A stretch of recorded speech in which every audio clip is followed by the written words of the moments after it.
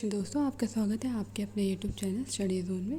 तो आज की इस वीडियो में हम तमस उपन्यास का 17वां अध्याय पढ़ेंगे। तो चलिए इस उपन्यास को पढ़ते हैं। तो ये है उपन्यास का 17वां अध्याय। तो चलिए अब इसको पढ़ते हैं।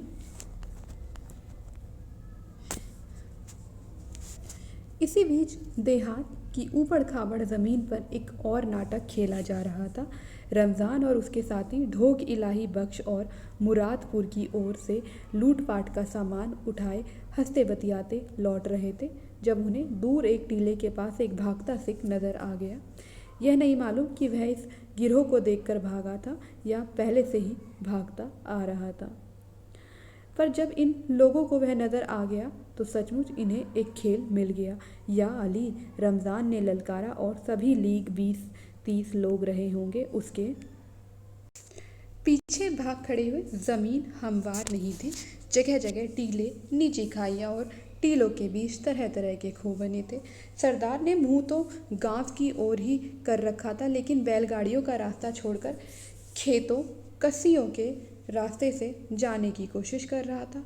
उसका ख्याल था कि इस तरह वह देहातियों की नज़र से बच जाएगा। एक बार नज़र आने के बाद वह आंखों से ओझल हो गया। छिप गया है सिकड़ा, रमज़ान ने कहा और कदम तेज कर दिए। अभी 25 से 1 गज की दूरी रही होगी जब सरदार की एक और झलक मिली।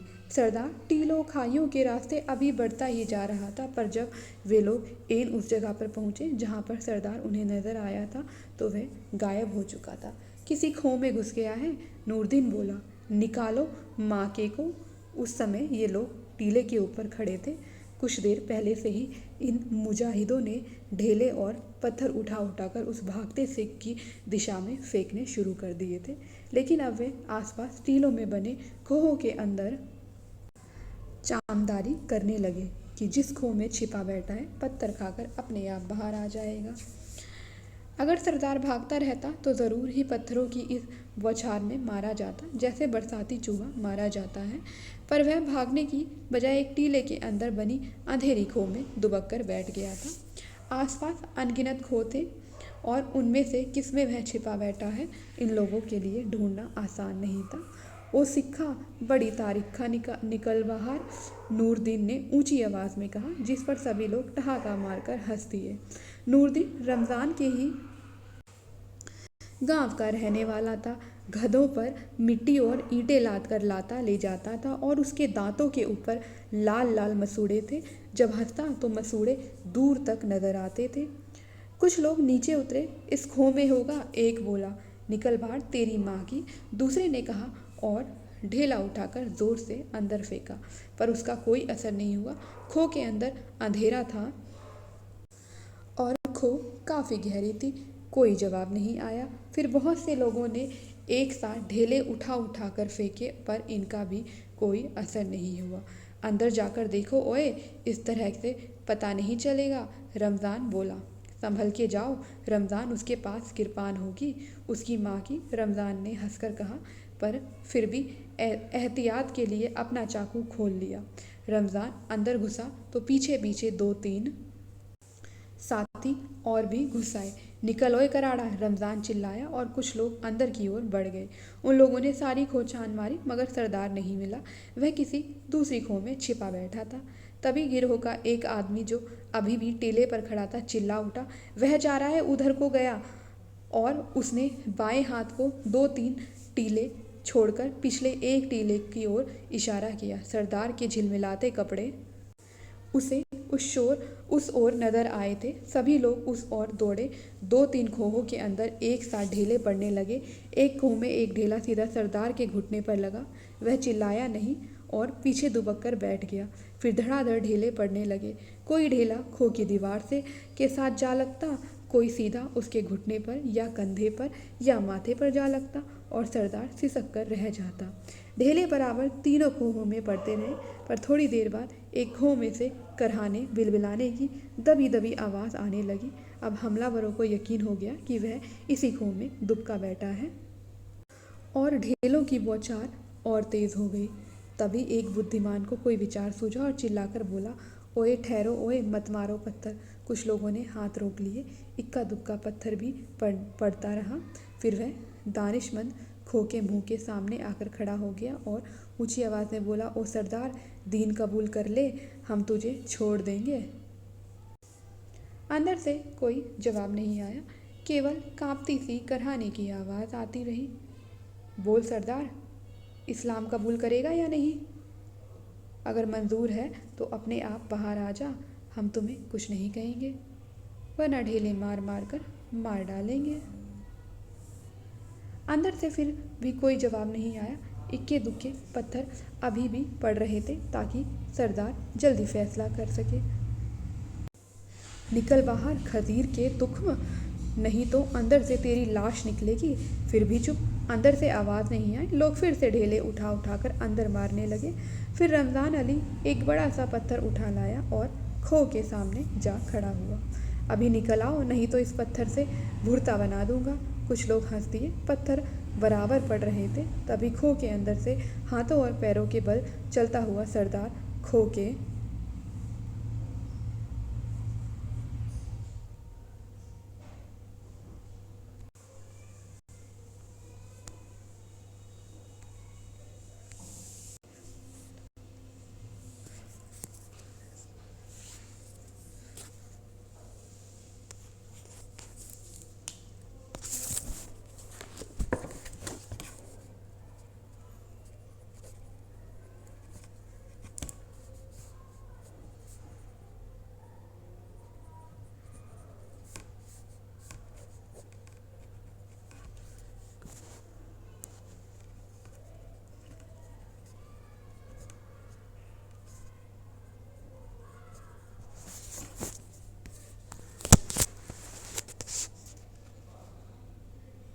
उसकी नज़रें नहीं मिल पाए, बल्कि इसके बाद वह पीछे पीछे ही रहा। ना कुछ बोला, ना पत्थर फेंका, पर साथ ही और लोगों को मना भी नहीं किया।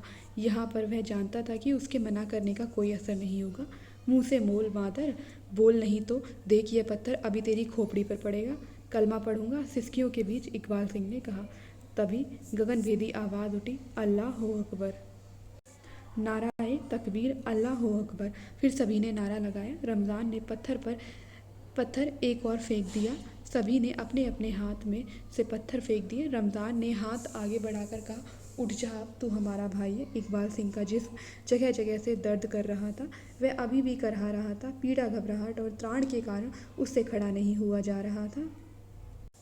आजा, गले मिल, रमज़ान ने कहा और उसे गले से लगा लिया।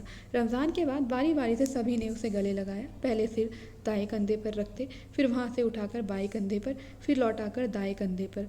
बगलगीर होने का यही मुसलमानी तरीका था। इकबाल सिंह की टांगें लड़खड़ा रही थी और गला सूख रहा था, पर 3-4 बार की मश्क से वह बगलगीर होने का ढंग समझ गया। इकबाल सिंह को आशा नहीं थी कि इतनी जल्दी माहौल बदल जाएगा, कि उसके खून के प्यासे लोग उसे छाती से लगाने लगेंगे। तब वे टीलों के झुरमुट से बाहर निकल आए। रमज़ान उसे थामे हुए था। फिर वे गेहूं के लहलाते खेतों के बीच से उसे आगे आगे हाँकते हुए से ले चले। उसकी समझ में नहीं आ रहा था कि उसे अपनी फतह की निशानी के तौर पर उसकी नुमाइश करते ले चले, या एक हकीर कैदी की तरह जिसने भागने की कोशिश की और अंत में पकड़ा गया था, या एक धर्म भाई की भांति ले चले जिसे उन्होंने गले लगाया था। इकबाल सिंह से ठीक तरह से चला नहीं जा रहा था। कुछ नहीं तो 5 ढेले उसके बाएं घुटने पर ही पड़े थे। माथे से भी खून रिस रहा था। एक जगह पर खेत की मेड़ पार करते समय जब वह लड़खड़ाया तो पीछे से नूरदीन ने मजाक में उसे धक्का दे दिया, जिससे वह औंधे मुंह जा गिरा। देखो रमज़ान जी, मुझे अभी भी धक्के लगा रहे हैं, उसने उठते हुए बिलबिलाकर कहा, उस बालक की तरह जिसे अच्छा व्यवहार करने की सौगंध खाने के बाद भी पीटा जा रहा हो। धक्का नहीं दो ओए, रमज़ान ने कहा और अपने साथियों की ओर देखकर मुस्कुरा दिया और आंख मारी। मत धक्का दो ओए, पीछे से किसी ने रमज़ान की नकल उतारते हुए कहा और एक छोटा सा धक्का इकबाल सिंह को फिर दे दिया। घृणा और द्वेष इतनी जल्दी प्रेम और सद्भावना में नहीं बदल सकते, वे केवल भौड़े हास्य और व्यंग्य में ही बदल सकते हैं। वे इकबाल सिंह को पीट नहीं सकते थे तो कम से कम उसे अपने क्रूर व्यंग्य का लक्ष्य तो बना ही सकते थे। देखो रमज़ान भाई, किसी ने मुझे पीछे से ठोंगा मारा है। इकबाल सिंह उस वक्त आत्मसम्मान के निम्नतम स्तर पर पहुंच चुका था, जब जीवन के चिपके रहने वाले त्रस्त जीव केवल गिड़गिड़ा सकता है, रेंग सकता है। हंसने के लिए कहो तो हंस देगा, रोने के लिए कहो तो रो देगा। तभी नूरदीन को मस्करी सूझी। ठहर ओए, उसका हाथ पकड़कर रोकते हुए उसने कहा। इकबाल सिंह रुक गया और कातर आंखों से नूरदीन की तरफ देखने लगा। इसकी सलवार उतार दो, इसे नंगा गांव में ले चलो, यह हमसे बहुत छिपता था। और उसने आगे बढ़कर इकबाल सिंह की सलवार में हाथ डाला। कुछ लोग हंसने लगे। देखो रमज़ान दी, इकबाल सिंह ने रमज़ान की ओर देखकर शिकायत की। खबरदार हो, किसी ने सलवार उतारी तो। रमज़ान ने चिल्लाकर कहा, अभी इसने कलमा नहीं पढ़ा है। जब तक ये कलमा नहीं पढ़ता ये काफिर है, मुसलमान नहीं है। उतारो इसकी सलवार। रमज़ान को अपना पक्ष लेते देखकर इकबाल सिंह का हौसला बढ़ गया। वह भी उचक कर बोला, नहीं उतारने दूंगा सलवार, कर लो जो मेरा करना है। इस पर कुछ लोग हंस दिए। इसी तरह इकबाल सिंह के साथ खिलवाड़ करते, उसे जलील करते हुए वे गाँव पहुँचे। इमाम दीन तेली के डेरे पर तबलीग की रस्म अदा की जाने लगी। गांव का नाई भी पहुंच गया, मस्जिद का मुल्ला भी पहुंच गया। तेली के घर के आंगन में पूरी भीड़ जमा हो गई। नाई की उंगलियां थक गईं, बाल काटे नहीं कटते थे। भीड़ के बीचों बीच ज़मीन पर बैठा इकबाल सिंह फिर से उद्भ्रांत हो उठा। शुरू में नाई कैंची से बाल काटता रहा, फिर घोड़े के गोबर और मूस से उसके बालों के गुच्छे अलग अलग से बांधकर बाल काटता रहा। अंत में वह घोड़े के बाल काटने वाली बड़ी मशीन ले आया। मशीन चली तो इकबाल सिंह की खोपड़ी पर लहरिए बनने लगे। फिर उस तरह से उसकी चाँद साफ की गई। इसके बाद इकबाल सिंह को गर्दन सीधी करने का मौका मिला। दाढ़ी को काटा नहीं गया। जब दाढ़ी कतरने का वक्त आया तो बहुत सी आवाज़ें एक साथ सुनाई देने लगी। दाढ़ी की काट मुसलमानी होनी चाहिए, खत निकाल कर दाढ़ी काटो, मूछें पतली कर दो। इकबाल सिंह का पिचका हुआ चेहरा उसकी डरी हुई त्रस्त आंखों के बावजूद सचमुच मुसलमानी नज़र आने लगा था। तभी भीड़ में से अपना रास्ता बनाता हुआ नूरदीन अंदर आया। जब इकबाल सिंह के बाल काटे जाने लगे थे तो वह बीच में से निकल गया था और किसी को पता नहीं चला था, लेकिन अब वह लौट आया था और लोगों को धकेल कर अंदर घुस रहा था। हटो ओए, आगे से रास्ता दो। अंदर आते ही वह सीधा इकबाल सिंह के पास बैठ गया। बाएं हाथ से इकबाल सिंह का मुंह खोला और दाएं हाथ में पकड़ा मांस का बड़ा सा टुकड़ा, जिसमें से टप टप खून की बूंदें चू रही थी, इकबाल सिंह के मुंह में डाल दिया। इकबाल सिंह की आंखें बाहर आ गईं। उसका सांस रुक रहा था। खोल मुंह, तेरी माँ की खोल मुंह, अब चूस जा इसे मादर। और नूरदीन लोगों की तरफ देखता हुआ अपने लाल मसूड़े दिखाता खीखी करके हंसने लगा। तभी मुल्ला और गांव के एक बुजुर्ग सामने आ गए। बुजुर्ग ने नूरदीन को वहाँ से डांट कर उठा दिया। हटो यहाँ से, तुम दीन कबूल करने वाले अपने भाई को परेशान कर रहे हो। बुजुर्ग के अंदर आ जाने से सारा दृश्य बदल गया। लोग पीछे हट गए। इकबाल सिंह को संभाल कर उठाया गया। एक आदमी खाट उठा लाया और उसे खाट पर बैठाया गया। बाकी की रस्म बड़ी सावधानी से सर अंजाम दी जाने लगी। तस्बीह हाथ में लिए मुल्ला ने इकबाल सिंह से कलमा पढ़वाया। ला इलाहा इल्लल्लाह मुहम्मद रसूल अल्लाह। 3 बार कलमा दोहराया गया। आसपास खड़े लोगों ने उंगलियों को आंखों से लगाया, फिर उन्हें चूम लिया। फिर एक एक करके 20 आदमी उससे बगलीर हुए। इसके बाद जुलूस की शक्ल में उसे कुएं पर ले जाया गया। गुस्ल के बाद नए कपड़े पहनने को दिए गए। जब नहाकर नए साफ कपड़े पहनकर निकला तो इकबाल सिंह सचमुच इकबाल अहमद नजर आने लगा। लोगों ने फिर नारे लगाए, नारा ए तकबीर, अल्लाह अकबर। जुलूस फिर इमामदीन तेली के घर की ओर रवाना हुआ। वातावरण में गहरी संजीदगी और धर्म भावना काँप रही थी। दिन ढलते ढलते इकबाल अहमद की सुन्नत हुई। उसके लिए इस दर्द को बर्दाश्त करना बहुत कठिन नहीं रह गया था। बुजुर्ग सारा वक्त उसे सहारा दिए हुए थे और सुन्नत के वक्त बार बार उसके कान में कह रहे थे, तेरा निकाह कराएंगे, बड़ी खूबसूरत औरत तुम्हें देंगे कालू, तेली की बेवा, तेरी उम्र की है जवान गठीली, उसे देखकर तेरी रूह खुश हो जाएगी।